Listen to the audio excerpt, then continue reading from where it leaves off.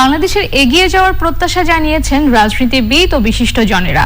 ভাষা শহীদদের শ্রদ্ধা জানিয়ে তারা বলেছেন, চিন্তার স্বাধীনতা ও গণতান্ত্রিক প্রক্রিয়া ক্ষুণ্ণ না হলে বাংলাদেশ আরো উন্নত সমৃদ্ধ হবে। মোস্তফা মল্লিকের রিপোর্ট। অমর ২১-তে ঢাকার সব পথ মিলে যায় কেন্দ্রীয় শহীদ মিনারে।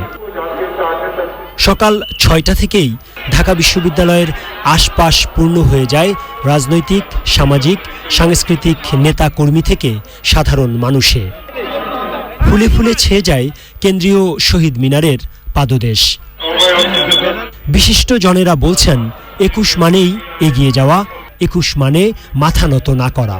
প্রধান বিচারপতি কথা বলেন উচ্চ আদালতে বাংলার ব্যবহার নিয়ে। জাজমেন্টগুলো বাংলায় কনভার্ট হয়ে যাচ্ছে, সুতরাং আপনার অচিরেই দেখবেন যে বাংলাদেশ সুপ্রিম কোর্টের জাজমেন্ট বাংলাতে রূপান্তরিত হচ্ছে। ভাষা আন্দোলন নিয়ে কথা বলেন ঢাকা বিশ্ববিদ্যালয়ের উপাচার্য। একটি ভাষার উন্নয়ন, একটি ভাষার দাবি, পরিশীলিত পরিমিত একটি ভাষার বিকাশ ঘটানো একটি জাতির একটি বড় অর্জন হবে এবং 1952-র এই ঘটনাটি নিঃসন্দেহে বিশ্ব ইতিহাসেও একটি অসাধারণ অবদান রেখেছে। বিভিন্ন রাজনৈতিক দলের নেতারা বলেছেন, আন্দোলন সংগ্রামের ঐতিহ্য ধারণ করে এখনো গণতন্ত্রের জন্য রাজপথে থাকেন তারা। আমরা মামলা, হামলা, গ্রেপ্তার, গুম এবং খুনকে বরণ করে নিয়েও আমরা গণতন্ত্র প্রতিষ্ঠার দৃঢ় প্রত্যয় নিয়ে এগিয়ে যাচ্ছি, কারণ 52-র চেতনায় আমাদের চেতনাকে শানিত করেছে। গণতন্ত্র অনুপস্থিত, আজকে একদলীয় শাসন চলছে, আজকে ভোট ডাকাতি করে, ভোট চুরি করে এই সরকার অবৈধভাবে ক্ষমতা দখল করেছে।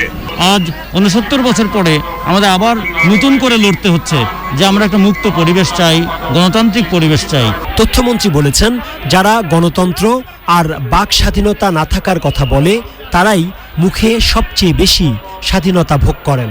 কথা বলেই বলছে যে কথা বলতে পারে না, এতেই প্রমাণিত হয় আসলে তারা যত দরকার তার চেয়ে বেশি কথা প্রতিদিন বলেন। শ্রদ্ধা জানাতে এসে বিশিষ্ট জনেরা বলছেন, যে লক্ষ্য উদ্দেশ্য নিয়ে ২১ আর স্বাধীনতা এসেছিল তার সবকিছু অর্জন করার জন্য আরো সংগ্রাম করতে হবে।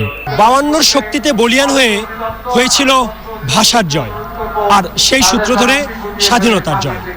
২১শে ফেব্রুয়ারি সত্যি যে একটি আবেগ, ভালোবাসা আর অনুপ্রেরণার নাম, সেটি আবারও প্রমাণিত হলো করোনার মতো এমন কঠিন পরিস্থিতিতে মানুষের এমন ঢল এবং উচ্ছ্বাস দেখে।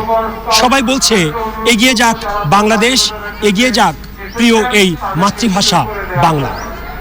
ঢাকা বিশ্ববিদ্যালয়ের কেন্দ্রীয় শহীদ মিনার থেকে মোস্তফা মল্লিক, চ্যানেল।